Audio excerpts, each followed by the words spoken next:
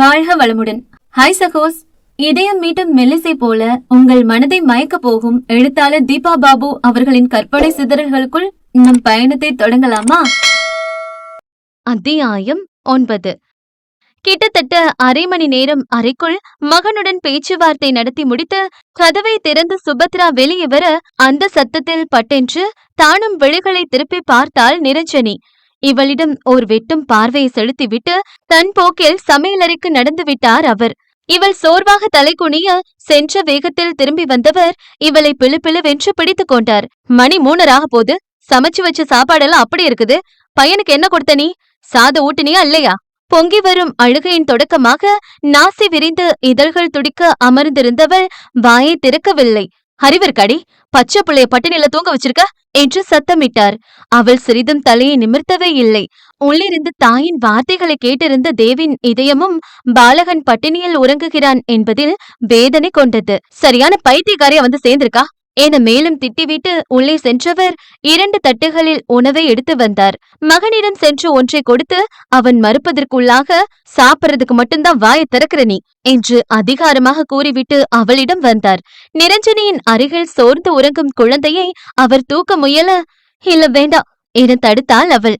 நீ சொன்ன உடனே மூஞ்சியை திருப்பிட்டு போக நான் ஒண்ணு என் பையன் கிடையாது, பிள்ளை விடு என்று முறைத்தவர் அவனை அள்ளிக்கொண்டு அறைக்கு சென்று விட்டார். உறக்கத்தில் சினுக்கியபடி தனது தோளில் முகத்தை புரட்டியவனை மடியில் அமர்த்தி கொண்டவர், ராஜா குட்டி ஆகாமிங்க பாக்கலாம், புவா சாப்பிடுவீங்க என மெல்ல அவனை உசுப்பினார்.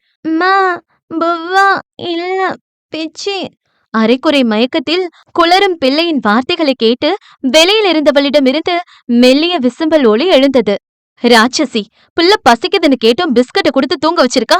இவ ரோஷத்தை காண்பிக்கத்தான் இதுங்க வந்து பிறந்திருக்கும் போலிருக்கு என்று தன்னை மீறி வெளிகளில் வழிந்த நீரை துரிதமாக துடைத்துக் கொண்டார் சுபா.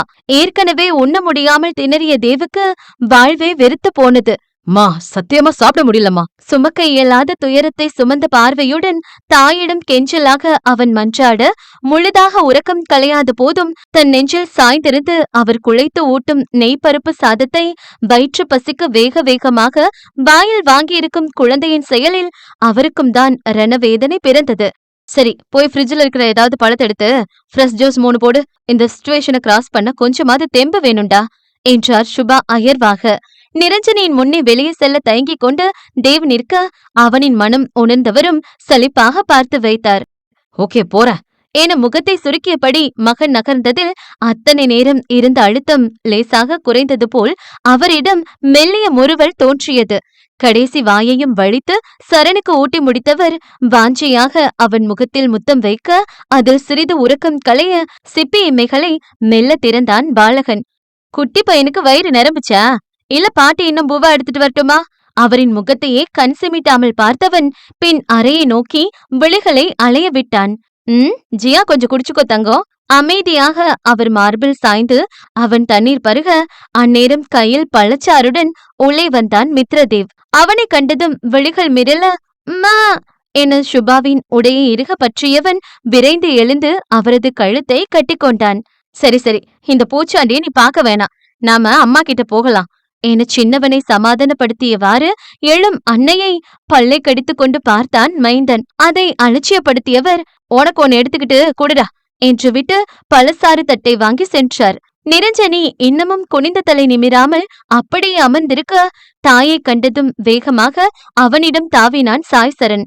அவளும் மறுக்காமல் அவனை அள்ளி மார்போடு புதைத்து கொண்டாள். இத குடி. இல்ல என்றவள் தொடங்கும் பொழுதே, இன்னும் எவ்வளவுதான் என்ன படுத்தி வைக்கலான்னு நினைக்கிற என பட்டென்று கேட்டார் சுபா. அவள் திகைத்து நிமிர, ரொம்ப டென்ஷன் பண்ணிட்ட, எனக்கும் கொஞ்சம் ரிலாக்ஸ் ஆகணும், சோ ப்ளீஸ் என்றார் அயர்வாக. என்ன இது என பதறி போனவள் ஒரு சின்ன தயக்கத்தின் பின்னே அவரிடமிருந்து வாங்கி குடிக்காமல் கையிலேயே வைத்திருக்க, அம்மா கூட்டி விடுறா கண்ணு என பையனை தூண்டிவிட்டார் அவர். அவனும் மா என்றபடி அவள் வாயில் அதை புகட்ட கலங்கிய கண்களோடு மெல்லமாக பலரசத்தை பருகினாள் நிரு. இப்ப சொல்லு, என்ன பிரச்சனை? நெஞ்சின் குறுக்கே கைகளை கட்டிக்கொண்டு சுபத்ரா நிதானமாக கேட்க பெண்ணின் விழிகள் விரக்தியுடன் கீழே தளைந்து கொண்டது. கேட்டா பதில் சொல்லணும் நிரஞ்சனி. சுபா அதட்டலாக கூறவும் அவர் பாப்பாவை தூக்கி வச்சுக்கிட்டு அப்பானெல்லாம் சொல்லி என்றவள் மேலே தொடராமல் துயரத்துடன் நிறுத்தினாள். அதுல என்ன தப்பு இருக்குது? அழுத குழந்தைய சமாதானம் செய்யும்போது பேச்சு வாக்குல மறந்தபடி இறந்து போன அவன் பிள்ளையோட நினைப்புல அப்பான்னு ஒரு வார்த்தை சொல்லிட்டான். அதுக்குன்னு அப்படி எடுத்தறிஞ்சு பேசுவியா நீ? அதிர்ந்து போனவள் படக்கென்று நிமிர்ந்து அவரை பதற்றத்தோடு ஏறிட விழிகளில் தேக்கி வைத்திருந்த நீருடன் அவளை கோபமாக பார்த்திருந்தார் அப்பெண்மணி. அம்மா என்றாள் பெண்ணும் தவிப்புடன். அந்த கொடுமை என்னன்னு சொல்றது? அடுத்த வாரத்துல வர இருந்த குழந்தையோட ஃபர்ஸ்ட் பர்த்டேக்கு பெருசா பிளான் செஞ்சு ரொம்ப கிராண்டா அரேஞ்ச்மெண்ட்ஸ் எல்லாம் பண்ணிட்டு இருந்தான். அன்னைக்கு கூட பேபிக்கு ஏதோ ஷாப்பிங் பண்றோன்னு தான் புருஷனும் பொண்டாட்டியும் குழந்தையோட கிளம்புனாங்க. போன இடத்துல ஒரு கடைக்கு முன்னாடி காரை நிறுத்திட்டு இவன் மட்டும் உள்ள போய் ஏதோ வாங்கிட்டு வெளியே வரும்போது அவன் கண்ணு முன்னாடியே அம்மாவும் பிள்ளையும் நேருக்கு நேரா கண்ட்ரோல் இல்லாம வந்த ஒரு ட்ரக்கு மோதி என்றவரின் குரல் உடைய கீழதட்டை கடித்து நெஞ்சை அழுத்திக் கொண்டவரின் கன்னங்களில் மலமளவென்று கண்ணீர் இறங்கியது. அம்மா என்று தழுதழுத்தபடி பெருகிய வெளிநீரோடு அவரை நெருங்கி நிரஞ்சனி கையை தொட தேவின் அதட்டல் குரலும் அறையினுள்ளிருந்து ஆவேசமாக வெளியே வந்தது. அம்மா! அவசரமாக முகத்தை அழுந்து துடைத்துக் கொண்ட சுபா, இல்லடா ஒன்னும் இல்ல என்று தங்களுக்கு நிகழ்ந்த துக்கத்தை சிரமப்பட்டு விழுங்க முயன்றார். மாடிக்கு போலாமா என்றவாறு அவர் எழுந்து கொள்ளவும் நிறுவும் தலையசைத்து உடன் எழுந்தாள். என்னவோ உள்ள ரொம்ப அடைக்கிறாப்புல இருக்கு, கொஞ்சம் காத்தாட இருந்தா நல்லா இருக்கும்னு தோணுது. அவர் சொல்லி முடிக்கும் முன்னே சிவந்த வெளிகளுடன் வேகமாக அங்கே வந்த தேவ், என்ன சொல்றீங்க நீங்க என்று படபடத்தான். ஷோ, எனக்கு ஒரு மாதிரி டிஸ்கம்ஃபர்ட்டா இருக்கு, அவ்வளவுதான். மா என்று பரிதவிப்போடு அன்னையின் கையை மகன் இறுக பற்றி கொள்ள, நத்திங் சீரியஸ்டா தங்கம், எனக்கு ரொம்ப டிஸ்டர்ப் ஆகிட்டேன்னு நினைக்கிறேன். அதுதான் என்னவோ சட்டுன்னு ரிலாக்ஸ் ஆக முடியல என்றார் தேறுதலாக. சுபாவின் மறுபுறம் வந்து அவர் கரத்தை பிடித்த நிரு, எல்லாம் என்னோட முட்டாள்தனத்தினால்தான் உங்க எல்லாரையும் ரொம்ப கஷ்டப்படுத்திட்ட. ரியலி சாரிமா, நான் வேணும்னு அப்படி பேசல. என்னோட பாஸ்ட்ல நடந்த மோசமான அனுபவத்தினாலதான் அந்த மாதிரி நடந்துகிட்ட. என்ன மன்னிச்சிடுங்க பிளீஸ் என்று கலங்கினாள். ஹே விடு, என்னவோ விதி நம்ம வாழ்க்கையில வரிசையா விளையாடுது. சரி வா, நாம போகலாம். மா என மைண்டன் ஏக்கத்துடன் இழுக்க நிருவோ உறங்கும் மகளை கைகளில் அள்ள முயன்று இருந்தாள். ஏய், என்ன பண்ற? அசந்து தூங்குற பிள்ளை போய் எதுக்கு தூக்குற நீ? இல்லம்மா, நம்ம மாடிக்கு போன பின்னாடி எழுந்துட்டான்னா என்ன செய்யறது? அதுதான் இவ இருக்கானே, பாத்துப்பா. பேபி எழுந்தான்னா குரல் கொடுடா என நகர்ந்தவர் சட்டென தன் நெற்றியில் தட்டி கொண்டு நிரஞ்சனியிடம் திரும்பினார். நான் பாரு இத சொல்ல மறந்துட்ட. பிள்ளை யூரின் போய் அதிலே ரவுண்ட் அடிச்சு ட்ரெஸ் எல்லாம் நினைச்சு விளையாடிட்டு இருந்ததை பார்த்துதான் பதறி போய் இவன் தூக்கி இருக்கான். ஆமா, அவள் அப்படியே தனியா விட்டுட்டு நீ எங்க போன? சுபாவின் விளக்கத்தில் நிறுவுக்கு மேலும் குற்ற உணர்வாகி போக, தம்பி டாய்லெட் போகணும்னு சொன்னான்னு கூட்டிட்டு போயிருந்தம்மா என முனகியவள் தயக்கத்துடன் டேவிடம் திரும்பினாள். உங்ககிட்ட சாரி கேட்க கூட எனக்கு அருகதை இல்ல, அவ்வளோ கேவலமா பிஹேவ் பண்ணிட்டேனா என்று திணறியவள், பிளீஸ் சாரி, முடிஞ்சா என்ன மன்னிச்சிடுங்கள என கையெடுத்து கும்பிட்டாள்.